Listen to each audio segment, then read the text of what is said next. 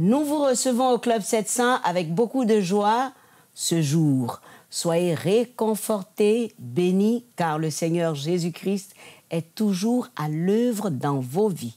Salut, pasteur Kofi. Ça va très bien. Ça va, merci, ça va. Ça va aussi au bureau du Cameroun, hein, en fait. Dieu merci. Oui, parce que, et je suis sûr que ceux qui vont voir le programme aujourd'hui, ils seront encore nombreux à appeler, hein, parce qu'ils vont voir le témoignage et l'histoire de Dave et Logan, qui, après leur mariage, ont prié espérant avoir un enfant. Et ils ont dû attendre des années et des années que cela a duré. Mais quelle était la suite? Regardez, les amis. J'ai toujours voulu être mère. Ça envahissait toutes mes pensées. Ça consumait nos vies. On essayait de fonder une famille. Quand Logan Minot et son mari Dave se marièrent en 2004, tous deux espéraient que les enfants occuperaient une grande place dans leur vie. Mais après 2 années d'efforts pour tomber enceinte, Logan alla consulter un médecin. On m'a diagnostiqué le SOPK, le syndrome des ovaires polykystiques.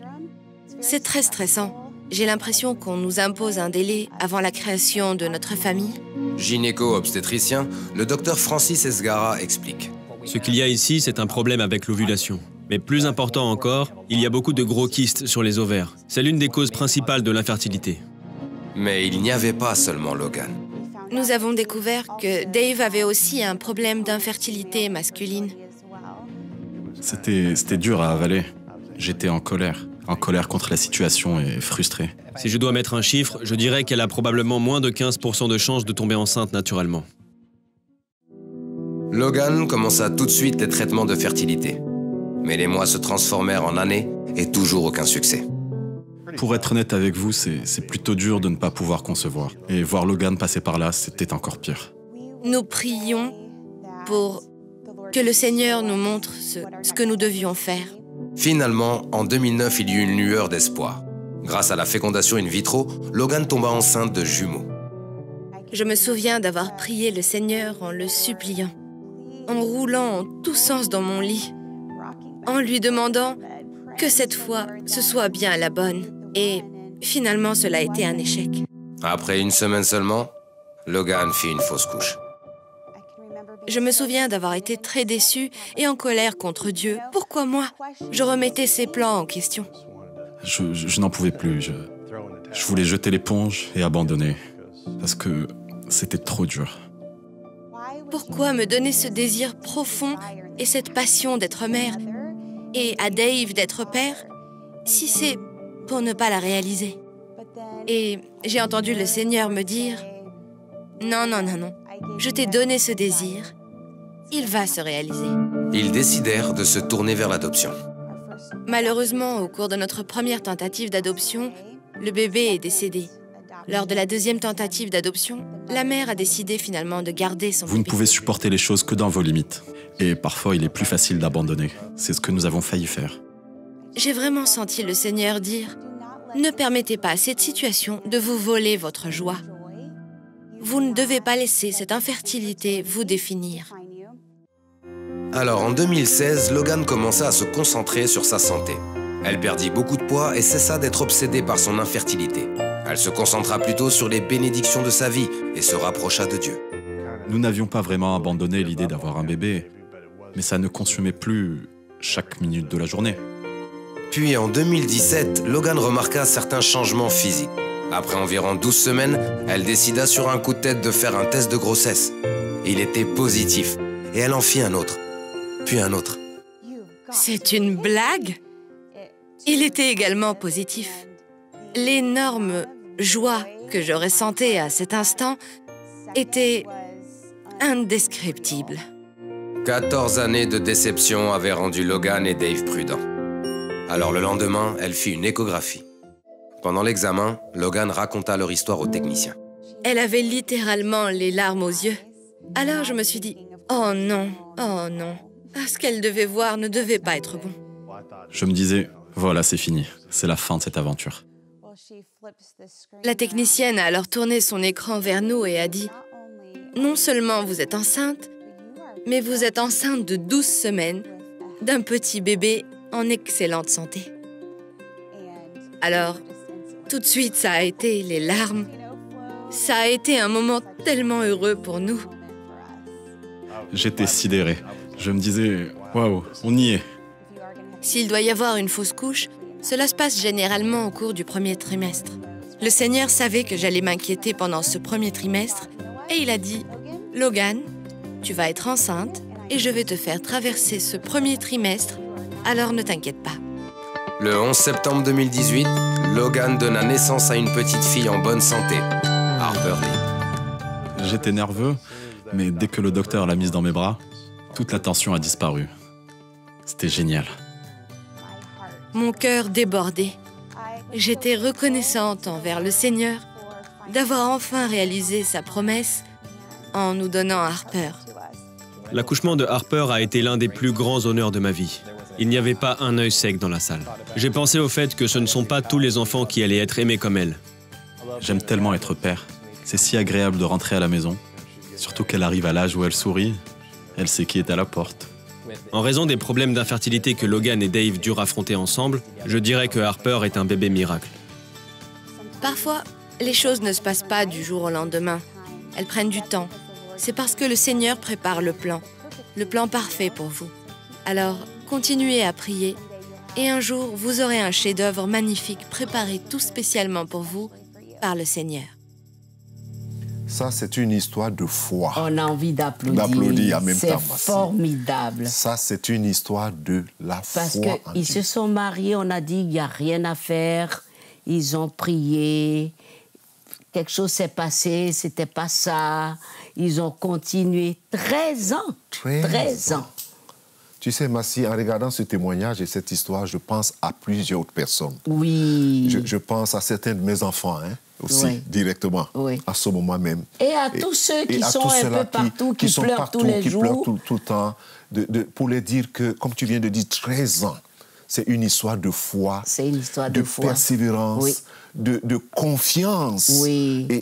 Et de refuser de douter. Totalement. De la fidélité de Dieu. Voilà, parce que la parole dit, c'est par la foi, la persévérance oui, qu'il nous que faut. Vous allez hériter les promesses. Voilà, et c'est important. Donc, et j'aimerais, Massi, que tu répètes ça vraiment à nos amis qui nous suivent en ce moment. Non, par la foi et la persévérance. Voilà.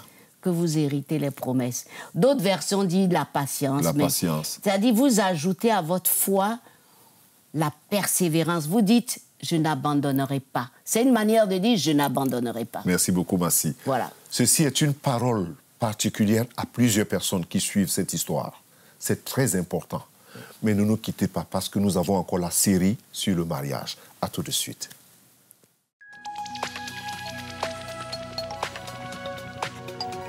Si vous avez des questions spirituelles, des besoins de prière ou même si vous avez besoin de conseils, n'hésitez pas à nous contacter aujourd'hui à cette adresse ou au numéro suivant.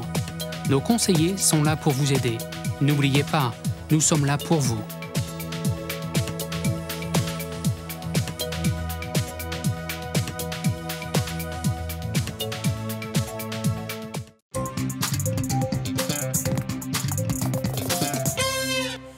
Merci les amis de nous retrouver au Club 700 pour cette rubrique que vous aimez sur le mariage avec bien sûr notre spécialiste conseiller conjugal Charlemagne Sobia. Aujourd'hui le thème, la gestion de l'argent.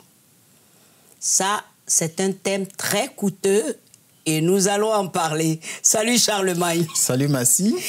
Alors, ce thème, la gestion de l'argent dans le couple, c'est un problème au départ? Non, l'argent, nous disons d'abord, il y a quelque chose qui est très fondamental. Oui. Il faut comprendre que l'argent ne garantit pas la réussite du mariage. La preuve, il y a des gens qui sont multimilliardaires qui se séparent. Donc, l'argent ne garantit pas la réussite du mariage, mais en même temps, on en a besoin. Sans argent, c'est difficile de faire face à un certain nombre de besoins. Oui. Donc, le problème n'est pas l'argent en tant que tel, mais c'est l'attitude que nous avons vis-à-vis de l'argent, notre rapport vis-à-vis de l'argent. Beaucoup de couples ont un mauvais rapport vis-à-vis de l'argent, ce qui fait qu'ils finissent par se séparer. Et ça me rappelle ce couple, la nuit de noces même, ils se sont séparés à cause de l'argent. Et pourquoi? C'est quoi? La femme, son papa est une personnalité du pays et le jour du mariage, le président de la République était venu. et il a donné un très bon chèque, un gros chèque. Ils ont mis dans leur portefeuille. Arrivé dans la nuit, dans la chambre de noces, ils sortent et ils voient un gros montant dessus. La femme dit, c'est à cause de moi que le président de la République est venu et a donné cet argent. Donc moi, j'empoche. Le mari dit, mais si tu ne m'es pas marié, le président de la République ne serait pas venu pour assister à ton mariage, donc on doit partager. Et tout un problème. Et cette nuit de noces, ils se sont séparés. Donc, c'est un sujet délicat, mais on peut arriver à gérer de l'argent autrement, de telle sorte que ça ne soit pas une source de division, une source de conflit. Alors, comment gérer cela? Comment gérer cela? L'une des choses importantes, c'est pouvoir surmonter l'égoïsme. Comprendre que si on est marié, il y a plus de moi, toi, c'est nous. Mon argent, c'est ton argent c'est mon argent. Et en discuter calmement, dans l'intérêt du couple, dans tout ce qu'on fait par rapport à l'argent, il faut le faire dans l'intérêt du couple. Pensez toujours à l'intérêt du couple. Autre élément important, il faut la transparence. Ce qui arrive souvent, c'est que l'homme ou bien la femme a un peu montré une partie de son salaire, mais il y a une partie qu'il ne déclare pas et il appelle ça budget de souveraineté. Ça, c'est le mari, souvent. Bon, dans tous les cas, ce n'est pas une bonne chose. Il faut de la transparence. Pour une bonne gestion, il faut de la transparence. Autre élément important, il faut l'honnêteté. Si en tant que mari, par exemple, je me rends compte que je suis trop dépensier, je dois reconnaître et demander à ma femme de gérer notre argent, mais c'est important qu'on en parle. Comme ça peut être la femme, si elle est dépensière, il faut qu'elle soit honnête, qu'elle reconnaisse qu'elle est très dépensière et qu'ensemble, maintenant, ils trouvent une solution. En général, on dit que c'est la femme qui est dépensière. Ça dépend, oui, en général, oui. Oui. Ici. Donc, il faut l'honnêteté et voir les choses et toujours penser à l'intérêt de la famille. Oui. Même s'il arrive qu'on ait des comptes séparés, c'est possible, ce n'est pas interdit. On peut avoir des comptes séparés, mais chaque conjoint doit savoir ce qui se passe sur le compte de l'autre. Ça ramène à la transparence. Oui. Je dois pouvoir savoir ce qui se passe sur le compte de ma femme et elle aussi doit savoir ce qui se passe sur mon compte. Au cas où on n'a pas le compte commun. Au cas où on n'a pas le compte commun. Oui. L'autre élément important, c'est de voir ce qui est priorité dans la gestion de l'argent. Il y a des choses qui sont un peu secondaires. Mais il y a des choses qui sont indispensables, qui sont des priorités, le loyer, les factures d'électricité. Donc, il faut s'asseoir et faire, le budget et parler d'abord de ce qui est priorité et après, voir ce qui est secondaire. Est-ce qu'on peut avoir chacun son argent de poche?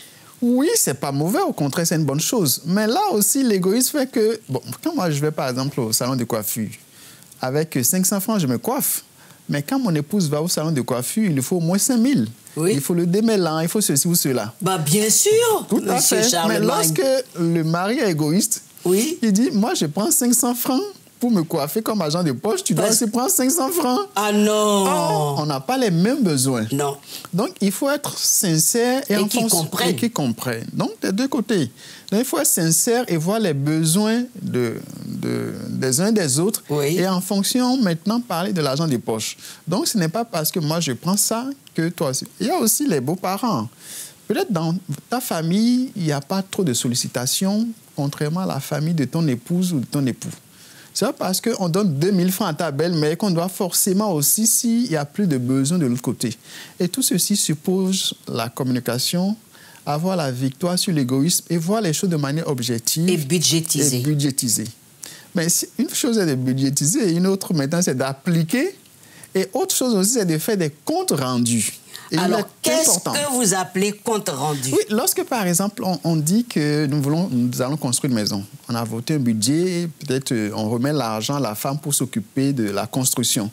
C'est bien de faire de temps en temps des rapports à votre mari pour dire « Ah, on a dépensé ça pour faire ceci, on a fait ceci, on a fait cela. » Mais s'il n'y a pas de compte rendu, on a du mal à se faire confiance. C'est flou. C'est flou. C'est important, ou bien on a dit « Bon... » je prends 10 000 francs pour aller au supermarché pour faire des achats, etc.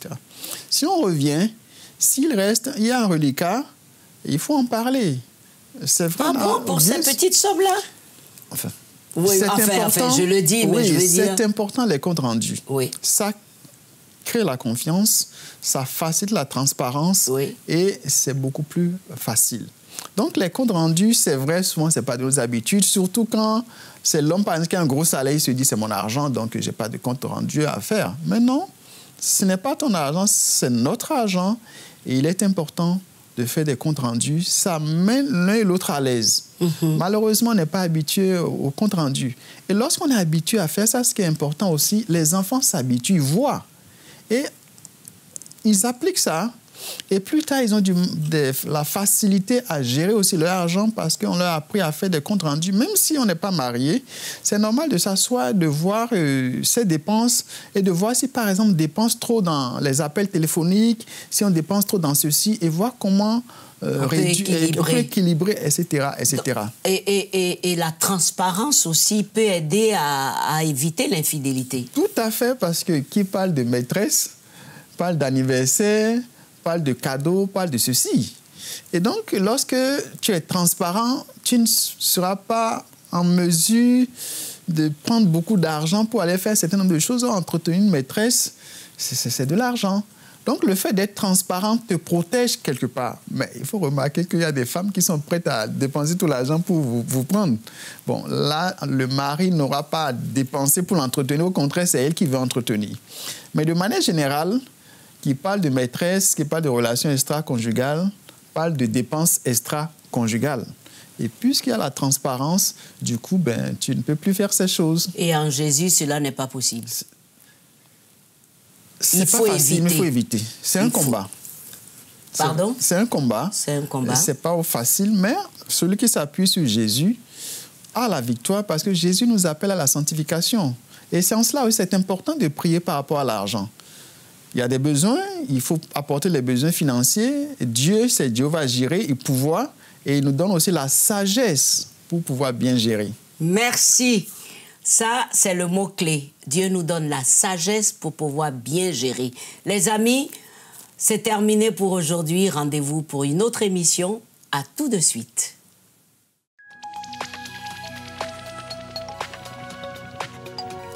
Si vous avez des questions spirituelles, des besoins de prière ou même si vous avez besoin de conseils, n'hésitez pas à nous contacter aujourd'hui à cette adresse ou au numéro suivant.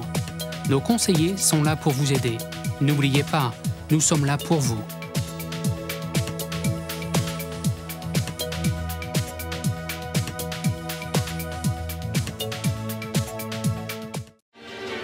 Salut les enfants, regardez!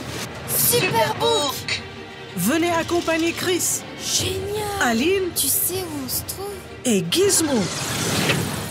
Dans leur voyage dans le passé, de l'action, du plaisir et un tas d'aventures. Celui que le Seigneur a choisi et qu'un jour tu seras à la tête d'une grande nation. Superbook. Jumeaux, mais pas frères.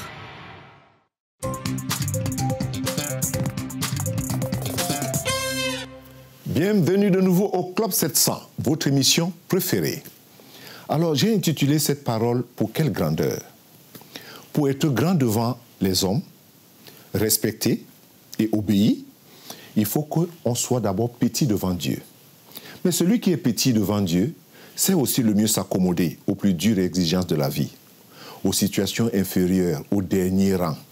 Il demeure toujours grand. Comme il est modeste au premier rang, car il sait aussi qu'il n'y a pas une seule échelle de grandeur, celle de l'âme qui tient de Dieu seulement. C'est pour cela que jamais il ne touchera en rien au commandement. Ou alors, quand on dit un ordre, parce que c'est sacré, ce sont les droits sacrés et inviolables des autres.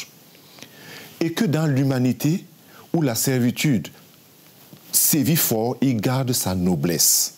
Voilà ce que les tyrans le plus souvent ne savent pas. C'est-à-dire, ils ne savent pas commander. Pourquoi? Parce qu'ils ne savent pas obéir. Vous savez, les amis, savoir commander commence d'abord par savoir obéir. Le sens de la parole de Saint Paul, lorsqu'il parle du contentement, s'étend au-delà de la situation de fortune ou du rang social. Voici par exemple, entre autres, deux explications qu'on peut faire de cette parole. Savoir être jeune, savoir être vieux, comme quelqu'un, savoir être heureux, savoir être malheureux. Il faut une âme haute, constamment en contact avec la réalité et maintenus par le sentiment de la présence de Dieu pour ne pas se dissoudre dans la félicité et pour y garder du caractère. C'est très important. Il faut savoir être noble dans tout ça. C'est-à-dire, on peut savoir être petit, savoir être jeune, savoir être vieux, savoir laisser la place à d'autres. Pourquoi? Parce qu'on a une âme haute et qui garde le caractère. Seigneur, je prie pour tous ces amis qui suivent cette émission et ces témoignages en ce moment. Certains qui semblent peut-être confus dans leur vie, dans leur foyer, dans leurs affaires, dans leurs relations. Certains qui se posent des questions en ce moment. Certains qui ont tourné le dos à l'évangile, à la foi chrétienne. Je te les présente tous ceux-là qui regardent en ce moment. Je m'associe avec eux pendant que je prie et aussi prie pour que toi-même tu te révèles à eux. Alors là, tu continues la prière en disant, Seigneur, révèle-toi dans ma vie, révèle-toi dans mon cœur. Change ma vie, Seigneur Jésus. Et il change ta vie. Guéris-moi, Seigneur, et il te guérit. Restaure-moi, Seigneur, et il te restaure. Sois béni au nom de Jésus-Christ. Sois encouragé. Alors, ma chère Massi. Amen, pasteur. Les amis, si vous avez été touchés, écrivez-nous. Maintenant, je vous amène voir ce qui est arrivé à Ruth et ses enfants. Du jour au lendemain, ils avaient tout perdu dans leur maison à cause d'un incendie. Que faire? Regardez. Ruth et ses filles furent forcées de vivre temporairement dans une tente après qu'un incendie détruisit leur cabane dans un bidonville de Belén, au Pérou. Elles venaient à peine de rentrer après une visite chez la mère de Ruth. À notre retour, tout n'était plus que cendres et fumée. Ruth et ses filles perdirent tout dans cet incendie. Mais sa plus jeune fille, Sheikha, âgée de 5 ans, semblait être la plus durement touchée par cet événement. Ma robe rose et mes chaussures avaient brûlé. Tout avait brûlé. Ruth est une mère célibataire. Avant l'incendie, elle subvenait aux besoins de ses enfants en cuisinant et en vendant des produits au marché. Sa fille Sheikha aimait l'aider. J'aime rester avec ma mère. Je l'aime beaucoup. Mais tout ce qui avait rapport à cette activité avait également été détruit.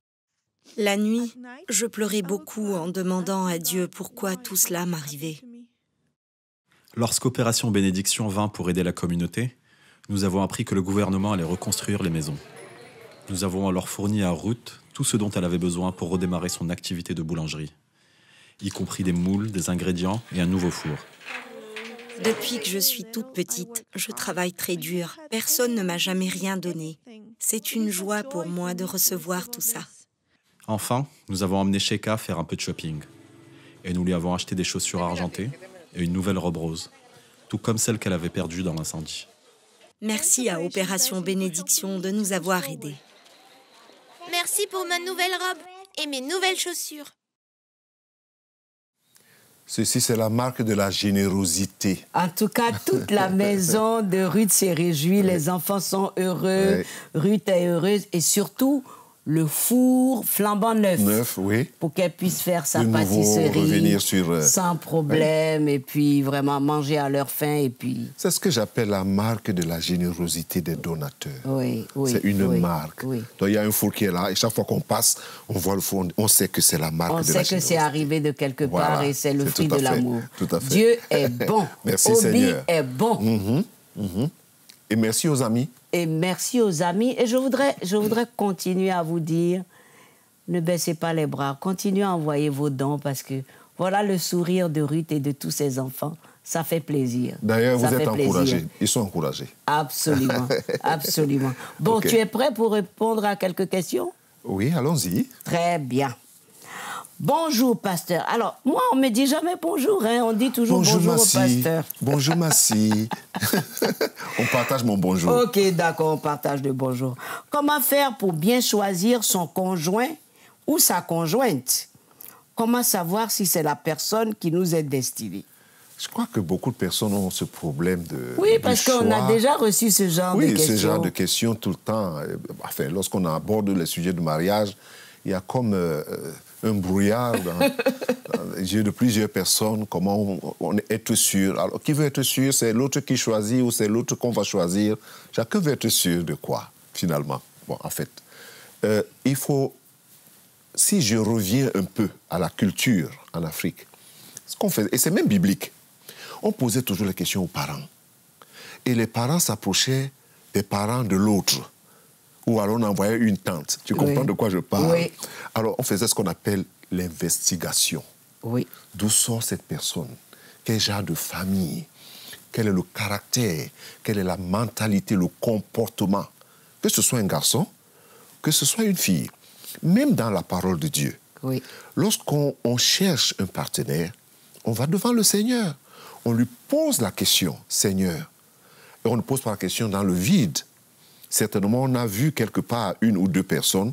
Maintenant, on veut savoir quelle est la bonne personne. C'est ça. Et il y a le témoignage de son esprit à l'intérieur. Il faut avoir le témoignage. Massi, j'insiste toujours sur cette affaire que les gens ne doivent pas seulement rester sur le physique. Je ne suis pas en train de mettre ça de côté. Mais je dis, ce n'est pas d'abord le physique. Il y a cette richesse qui est souvent cachée à l'intérieur que le physique ne reflète pas. Donc, le mariage, comme je l'ai dit, c'est une affaire de cœur. Comment est ce cœur et qu'est-ce que Dieu dit? Qu'est-ce que Dieu en pense? C'est important. Et le conseil des parents et des aînés. Toujours le même conseil, Massi. Dieu d'abord, ensuite on voit les parents. Tout à fait. Mon ami est marié. C'est toujours le bonjour, pasteur. Hein. Mon ami est marié à un homme depuis 6 mois. Elle est chrétienne, mais son mari est athée. Elle a essayé de convertir son mari, mais sans succès. Son mari menace même de divorcer si elle continue de lui parler de Jésus. Quelle attitude doit-elle avoir? La première chose pour cette personne, il ne faut pas essayer de convertir l'autre. Parce que personne ne peut convertir une autre personne. La conversion, c'est une question de révélation. Donc, il faut que cette personne cesse cette tentative de convertir son mari. De lutte, de le déranger. Voilà. Il faut qu'elle l'aime, tout simplement. Et qu'elle reste une femme calme et puis soumise dans le foyer. C'est tout. Qui prend soin de son mari. Tout à fait, Bassi. Voilà qui est dit.